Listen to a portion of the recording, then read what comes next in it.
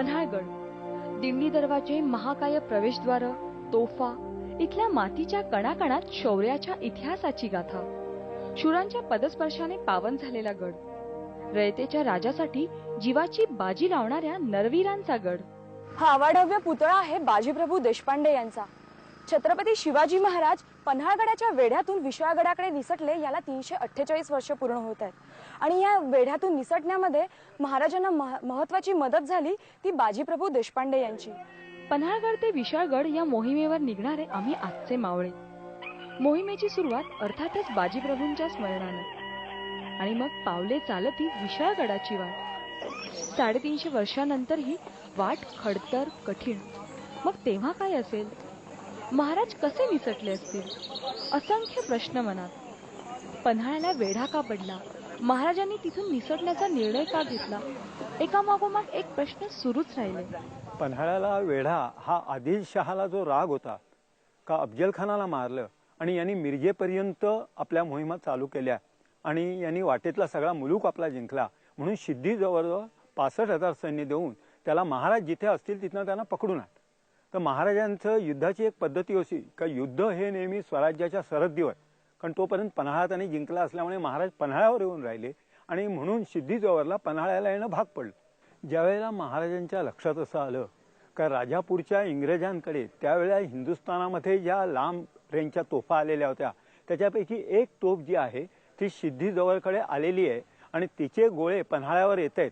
म्हणजे हिंदुस्थानामध्ये हे जे आयुध आहे, हे लढण्याचं जे वेपन्स आहे, हे पहिलंच आलं होतं आणि हे जर नंतर पावसाळ्यानंतर त्यांनी आणखी अशा काही तोफा मागवल्या तर त्या आपल्याला धोका देतील आणि म्हणून ऐन पावसाळ्यामध्ये महाराजांनी पन्हाळा सोडण्याचा निर्णय घेतला. वाटेत अशी अनेक ठिकाणं पाय खिळवून ठेवणारी, हे कसले अवशेष असतील? कसल्या खुणा कोणत्या इतिहासाच्या साक्षी असतील? नुसत्या या विचारानं सुद्धा अंगी एक स्फुरण चढलं. 348 वर्षांपूर्वी ज्या वाटेवर महाराजांची पावलं धावली हाच तो मार्ग. इथूनच गेली राजांची दिंडी. हा जो आता मार्ग आहे आपण जिथून चाललो आहे या रस्त्याला राजदिंडी असं म्हणतात. महाराज या रस्त्याने गेले त्यामुळेच या रस्त्याला राजदिंडी असं म्हटलं जातं. भरारी ट्रेकर्स दरवर्षी हा ट्रेक आयोजित करतात. आम्ही साधारण 140 धारकरी या मार्गावरून जात आहोत. महाराजांनी हे अंतर साधारण 21 तासात पार केलं. मात्र आम्हाला लागणार आहेत 3 दिवस.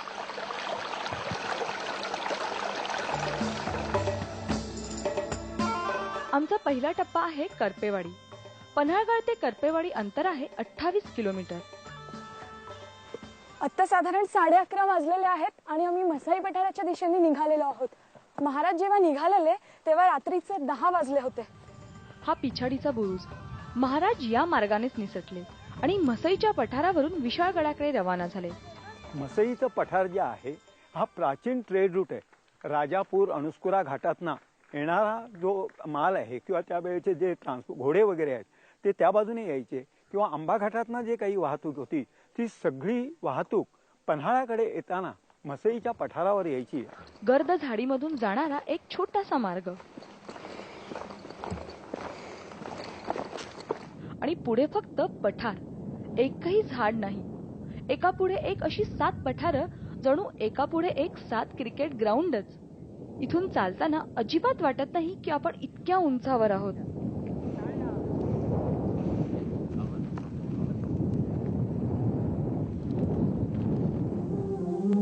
त्या रात्री पन्हाळगडावरून 2 पालख्या निघाल्या होत्या. एक होती खुद्द महाराजांची जी विशाळगडाकडे निघाली होती, तर दुसऱ्या पालखीत होता शिवा काशीद. त्याच्याबरोबर त्यांनी 50 लोक दिले आणि त्याला उजवीकडच्या रस्त्याने मलकापूरच्या दिशेने जायला सांगितलं आणि त्याला सांगितलं होतं की तू जाताना त्या लोकांना दिसशील अशा प्रकारचा थोडासा आरडाओरड करत जा. पहिल्या पठारावरून आम्ही चाललो दुसऱ्या पठाराकडे आणि नेमकं इथेच आमच्यापैकी एक शिलेदार जायबंदी झाल्या. मग आम्ही त्यांची रवानगी शाही इतमामात केली आणि आम्ही खुद्द तसेच चालत पुढे निघालो. हिरवगार लुसलुशीत गवत आणि त्यावर चरणारी ही गुरं. इथे आसपासच्या वाड्यांमधली अनेक लोक त्यांची गुरं आणि बकऱ्या चरण्याकरता घेऊन येतात. माणसं आहेत रेट किती कुठे आहे दिसत? हाय जागा जागा बसले ते ढोरा बसणी. तुमची कुठे गेली? इकडे गेले. ही वाट किती सुंदर आहे ना, पावसात नाहून ऊन खात पहुडल्यासारखी. मसाईची पठारं ही 7 पठारांची मालिका आहे आणि त्यातल्या 6व्या पठारावरती हे मसाई आईचं मंदिर आहे.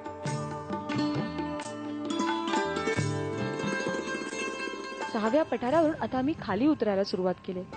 वाटेत एकमेकांची सोबत एकमेकांना.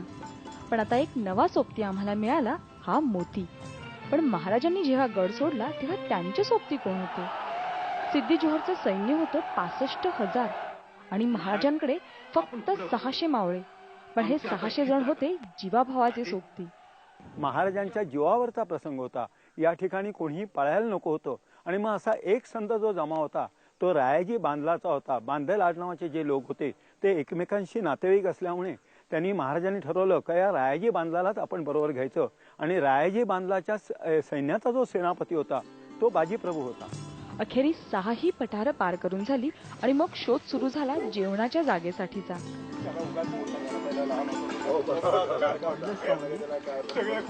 दुपारचे 3 वाजलेत आणि आता आमच्या पोटामध्ये कावळे ओरडायला लागलेले आहेत. आम्ही आमच्यासोबत हे पॅक लंच आणलेलं आहे.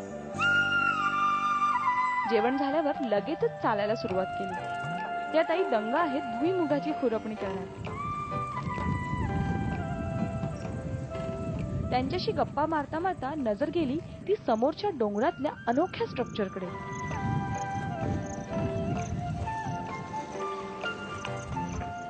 तोपर्यंत आली खोतवाडी.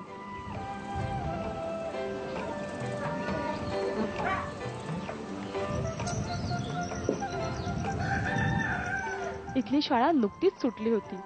मुलांचा एकच गलका सुरू झाला आणि या गलक्यात आमच्यापैकी प्रत्येक जण मूल होऊन सामील झालं.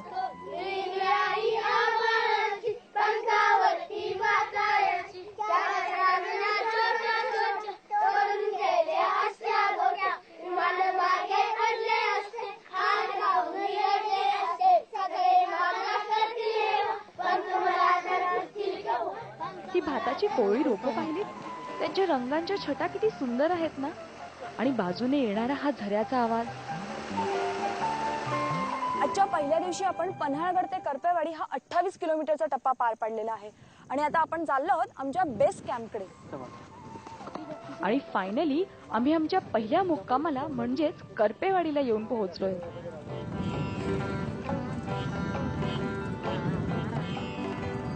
आजचा पहिलाच दिवस असल्याने दिवसभराच्या पायपिटीने माझे पाय अगदी थकून गेले. उद्या करता तयार व्हायला आता मला गरज आहे थोड्या विश्रांतीची. पुढच्या भागात पाहणार आहोत उंच उंच डोंगर, दऱ्याखोऱ्या आणि झाडाझुडपातून जाणारी पांढर पाणीची वाट.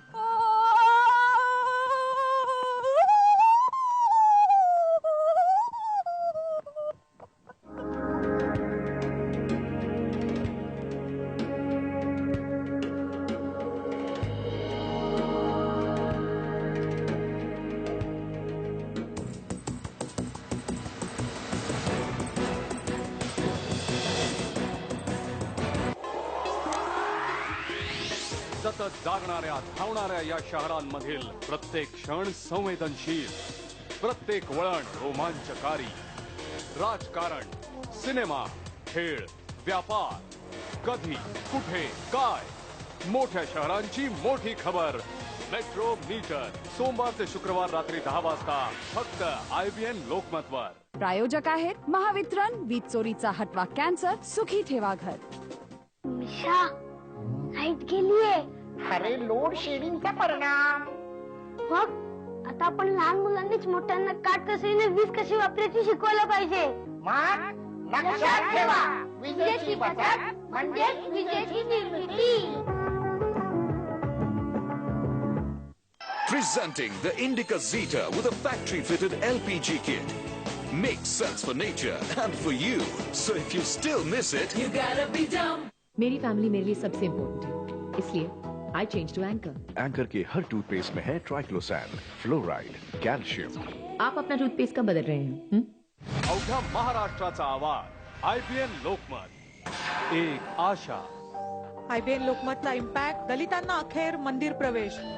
एक वेदना. त्या माणसाची मरण यातनातून सुटका होणार आहे. एक खुशी. IBN चॅनलचे इतके मनापासून सर आभार मानते. एक जिद्द. तिचा संघर्ष IBN लोकमतनं सर्वांपुढे मांडला. एक संकल्प महाराष्ट्र घडवण्याचा, पत्रकारितेचं नव पर्व IBN Lokmat, number 1 Marathi news channel. चला जग जिंकूया.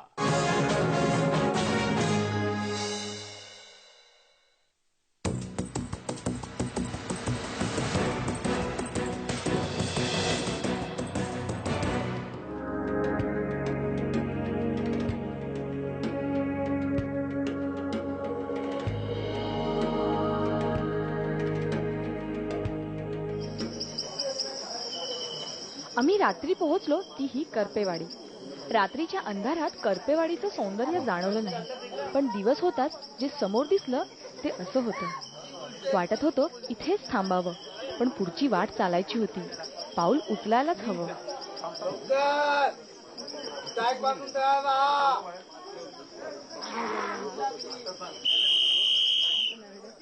शिट्टी वाजली आणि आम्ही इतक्या ठिकाणी विखुरलेले सगळे प्राणी गोळा झालो.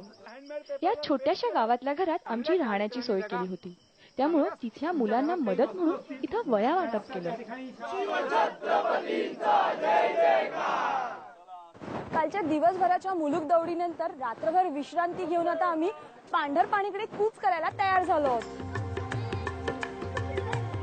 आजचा रूट आहे करपेवाडी ते पांढरपाणी, 27 किलोमीटर. आता आम्ही आहोत ते ठिकाण करपेवाडी आणि आम्हाला जायचंय ते पांढरपाणी आहे इथं. काल आमचा ग्रुप बराच मागं पडला होता, त्यामुळे आज आम्ही सुरुवातीपासूनच पुढे राहण्याचा प्रयत्न करणार आहोत. या ट्रेकमधल्या इतरांसोबत तेवढ्याच गप्पाही मारता येतील. लास्ट इयर सुद्धा मी आलो होतो, ते माझं सेकंड टाइम एक्सपिरियन्स आहे पन्हाळा पावनखिंडला. टफ असा टिपिकल ट्रेकिंग रूट पर से टफ नाही आहे, कारण काल आपण फक्त मसाईचा पठारात चढलो. डिस्टन्स जास्त आहे, 28 किलोमीटर. आपण रेग्युलरली एरवी ट्रेक्समध्ये एवढं चालत नाही. वाट जंगलातली, कुठे ऊन कुठे सावली, मध्येच एखाद्या नक्षीसारखी लागवडी खालची जमीन. पीक आलं की पाखरंही आलीच. पाखरं येऊ नयेत म्हणून बुजगावणं लावलं जातं, पण बुजगावण्यापेक्षाही या सूप आणि डब्याची आयडिया एकदम फर्मास आहे ना. ही वाट जाते आंबावाडीच्या बाजूनं.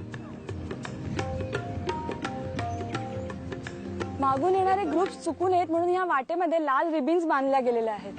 कधी शेतातून तर कधी जंगलातून, कधी मातीतून तर कधी खडकातून. पावलं उचलत राहिलो, वाट चालत राहिलो.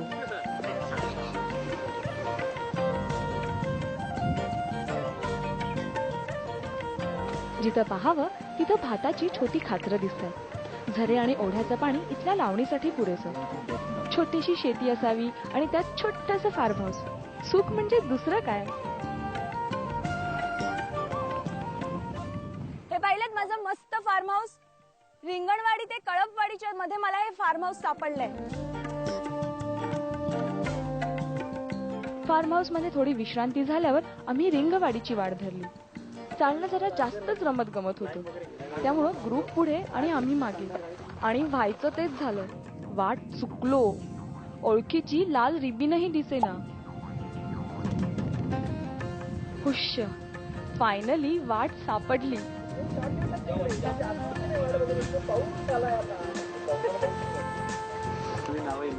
रिंगवाडीला पोहोचल्यावर आमच्यापैकी काही झाले शेतकरी आणि हा आहे आमचा हायटेक शेतकरी. वाटेत पाऊस पडेल असं वाटलं होतं, पण शेवटी दुधाची तहान ताकावरच भागवली. थोडं फ्रेश झालो आणि मग परत पाटेवाडीचा रस्ता धरला. अजूनही आम्हाला जायचंय ते पांढरपाणी होतं बरंच लांब. पाटेवाडीच्या रस्त्याला लागलो. पाटेवाडीकडून मग सुकामाळाकडे. मळब असल्यानं उन्हाचा त्रास कमी जाणवत होता. बऱ्याच ठिकाणी पेरणी लावणीची कामं उरकत आली आहेत. लावणीच्या आधी जो चिखल तुडवला जातो, ते चिखल तुडवण्याचं काम आता ह्या गावामध्ये चालू आहे. शेत संपलं आणि पुन्हा रानातली वाट सुरू झाली. आज दिवसभरातला बराचसा ट्रेक आपण रानावनातून जंगलातून करतोय आणि त्यातलीच ही झाडाझुडपातली छोटीशी वाट. जंगलातून जाताना अनेक ओहोळ लागले, पण धनगरवाडीच्या ओढ्याच्या आम्ही प्रेमातच पडलो. आणि मग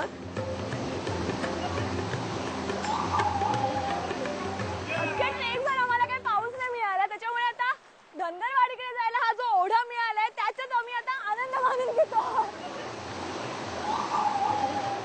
मनसोक्त डुंबल्यावर पुन्हा कूच मासवडे गावाकडे. करपेवाडी, पाटेवाडी, सुकामाळ आणि मासवडे गाव. आता आपल्याला इथून चालताना वाटेत वाड्या, छोटी गावं दिसतायत. मात्र महाराज या वाड्यांपासून जरा अंतर राखून डोंगरातून गेले. त्यावेळच्या डोंगरदऱ्यातल्या त्या जुन्या वाटा, या जुन्या माणसांसारख्याच खूप काही पाहिलेल्या, इतिहास डोळ्यात साठवलेल्या निशब्दपणे.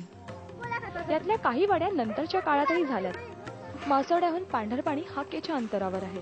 पण पांढरपाण्याचं महत्व तरी काय? महाराजांना ज्या वेळेला घोड्याच्या टापांचा आवाज ऐकायला आला त्यावेळी महाराज पावनखिंडीकडे निघाले होते, घोडखिंडीकडे. आणि त्यांनी त्या लोकांना गोंधळात टाकण्यासाठी म्हणून पांढरं पाणी ज्या ठिकाणी आता आपण उभे आहोत त्या ठिकाणी महाराजांनी 25 मावळे ठेवून दिले. आणि मसूदचे सैन्य जे घोडदळ आलं तर ते सगळं घोडदळाने पाहिलं का या ठिकाणी कोणीतरी आपल्याला अडवते, कारण हे युद्धाच्या पवित्र्यात होते. आणि त्या घोडदळाने त्यांच्यावर आक्रमण केलं. साहजिकच त्या ठिकाणी थोडी चकमक झाली आणि महाराजांना अवधी मिळाला का पांढऱ्या पाण्याकडे पुढे पांढऱ्या पाण्यावरनं पुढे जाण्यासाठी महाराजांना अवधी मिळाला. आणि महाराज पावनखिंडीमध्ये जाऊन पोहोचले.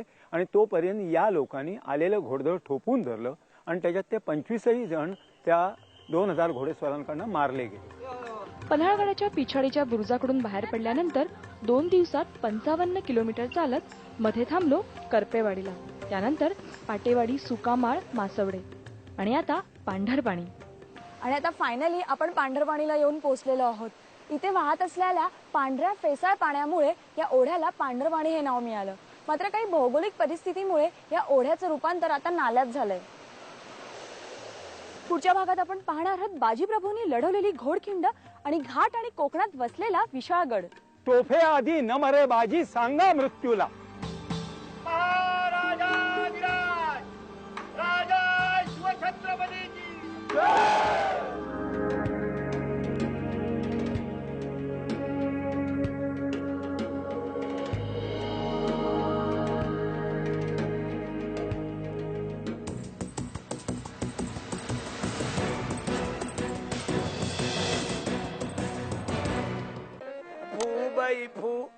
फुगडी फू. हा तुमचा जो आवाज आहे तो कुठून आला, तुम्ही कसा कमावला? माझे वडील गायक होते आणि मग ते रक्तातच उफाळून आलं ना. तुम्ही असं मानता का तुम्ही आंबेडकरांचे शाहीर आहात? आंबेडकरांचा जरी मी शाहीर असलो तरी देशाचा शाहीर म्हणून मी देशाला प्राधान्य देतो. धन्यवाद. प्रख्यात लोकशाहीर विठ्ठल उमप ग्रेट भेट मध्ये फक्त IBN लोकमतवर. प्रायोजक आहे टाटा इंडिकॉम गोवन लाईफ, कारण बदलतो आहे महाराष्ट्र, बदलते आहे महाराष्ट्राचे लाईफ. आणि महावितरण, वीज चोरीचा हटवा कॅन्सर, सुखी ठेवा घर. Wagh Bakri perfect taste, perfect महक, परफेक्ट रंग, एक अनोखा ब्लेंड. अरे वाह! Perfect Nati Banwi Wagh Bakri perfect. Presenting the Indica Zeta with a factory-fitted LPG kit. Makes sense for nature and for you. So if you still miss it, you gotta be dumb. मेरी family मेरे लिए सबसे important है, इसलिए I change to Anchor. Anchor के हर toothpaste में है ट्राइक्लोसैन, फ्लोराइड, कैल्शियम. आप अपना टूथपेस्ट कब बदल रहे हैं? मर्दों के शौक रखती हो. क्या कर रही है आप? अरे जाने दीजिए. Come back here, I'll kill you. शांत लेडी भीम, शांत.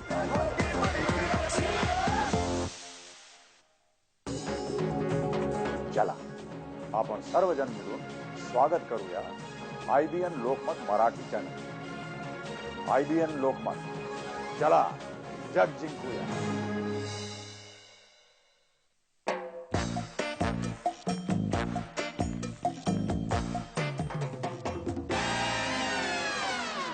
We strongly believe it is only possible for diverse people to thrive in a company if the organization enables and creates an environment for welcoming those diverse opinions.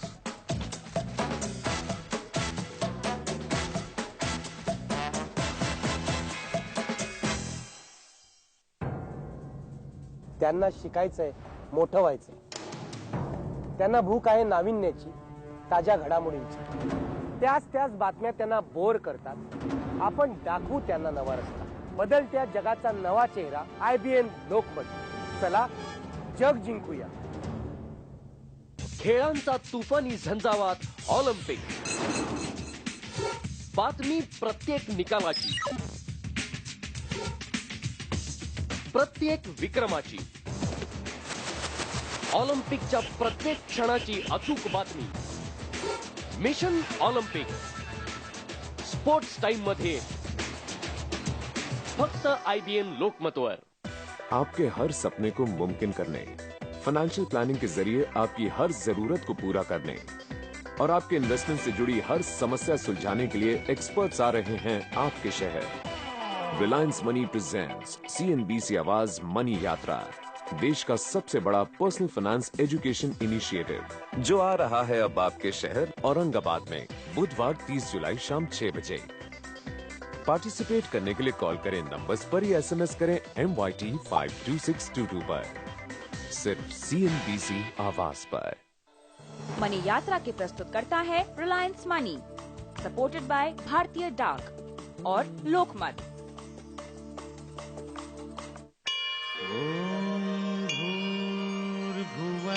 नदी काठच्या जुन्या संस्कृतीनं आधुनिकतेचं वळण घेतलं. द्राक्षांच्या गावातलं wine yard जगप्रसिद्ध झालं. चित्रपटांच्या आद्यजनकाने गावाचं नाव इतिहासात नोंदवलं. नव्या शैलीतलं नवं नाशिक नवे प्रश्न घेऊन उभं राहिलं. आम्ही मांडणार आहोत बदलणाऱ्या नाशिकचं चित्र. IBN लोकमत, चला जग जिंकूया.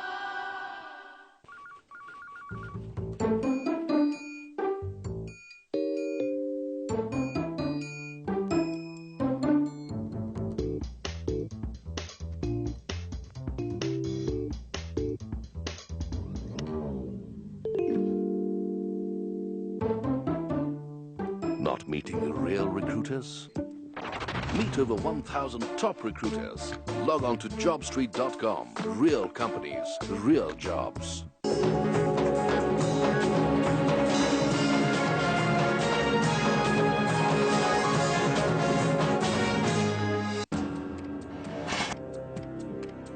हा निसर्गाचा कोप की शासनाची हलगर्जी, ही परिवर्तनाची लाट की नेत्यांची मर्जी. या व्यासपीठावर होईल विचारांचं युद्ध. इथे उठतील अनेक प्रश्न, मिळतील धक्कादायक उत्तर. तुमच्या समस्या, तुमचे विचार, तुमचा आवाज. आजचा सवाल सोमवार ते शुक्रवार रात्री 9:30 वाजता फक्त IBN लोकमतवर.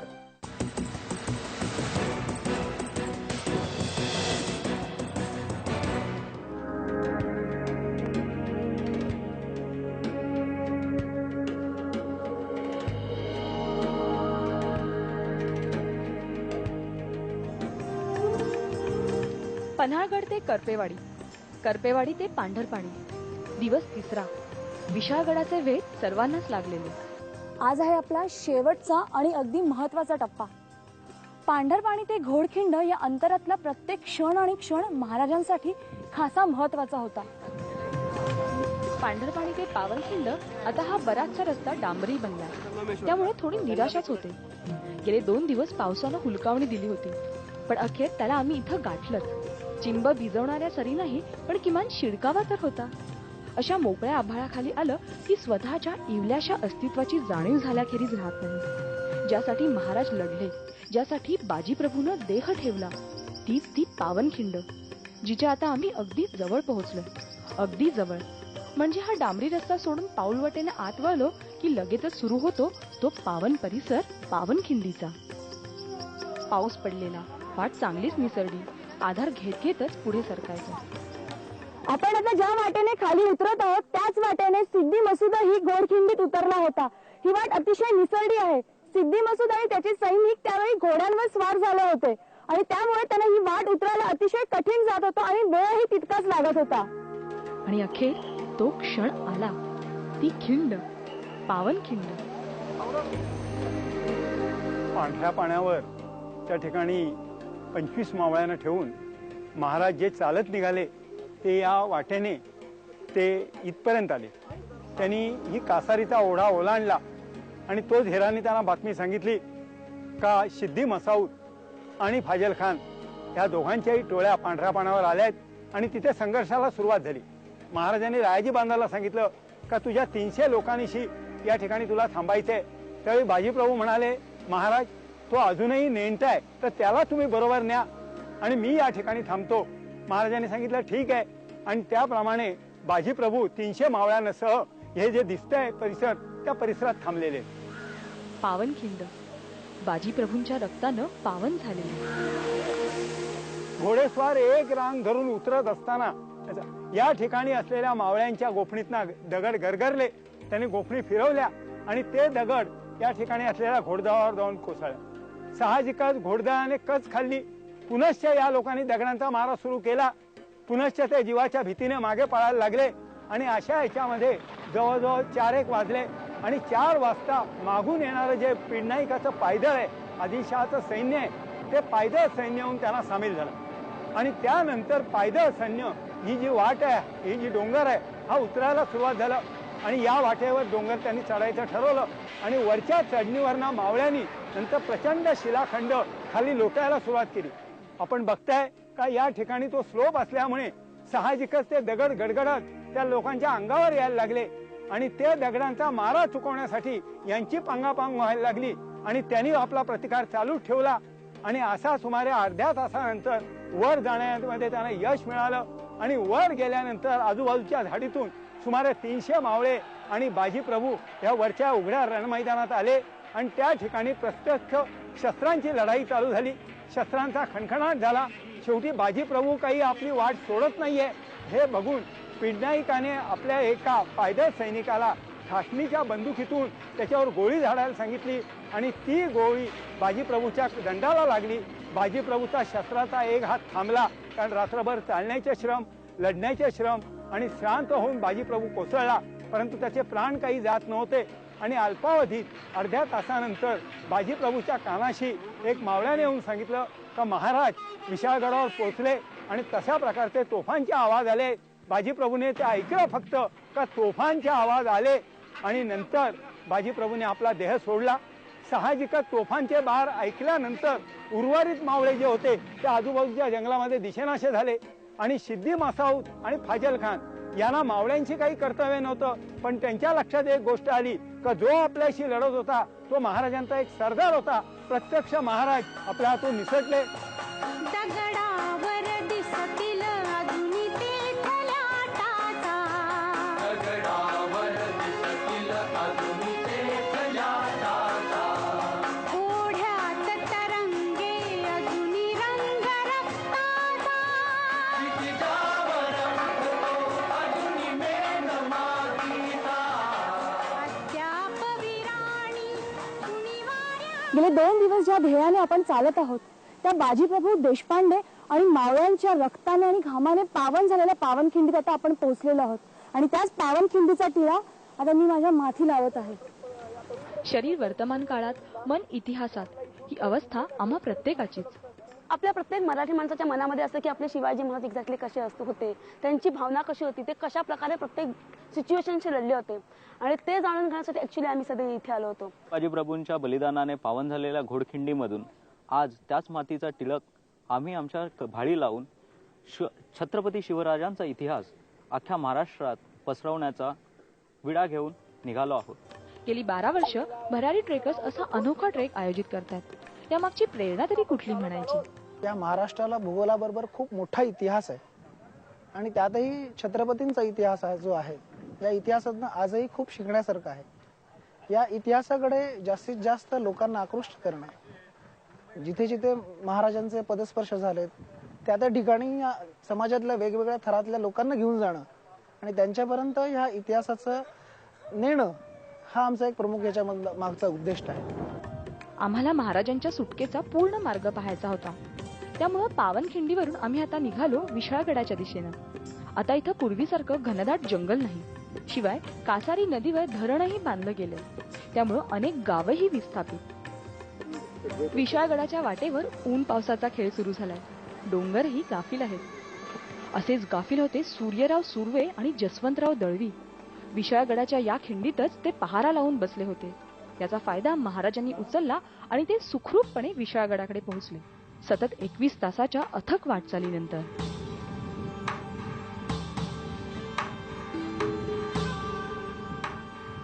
इतिहास हा केवळ सांगण्यातून किंवा ऐकण्यातून कळत नसतो, तर तो अनुभवायलाही लागतो. गेले 3 दिवस हाच अनुभव घेण्याचा मी प्रयत्न करत होते.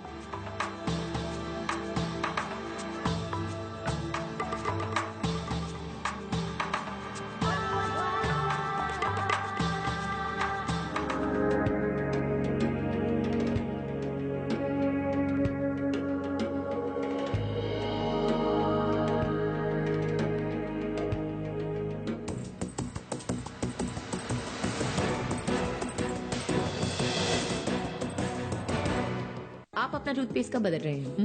Anchor, your family's all-round protection toothpaste.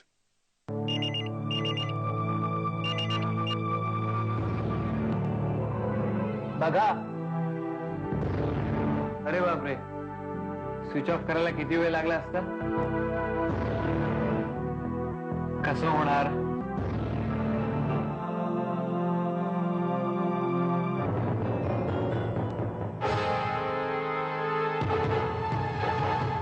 अशी वेळ कोणावरही येऊ नये. काळोख नाहीसा करायचा असेल तर वीज बचत करायलाच हवी. यासाठी सहकार्य करा, वीज बचत करा.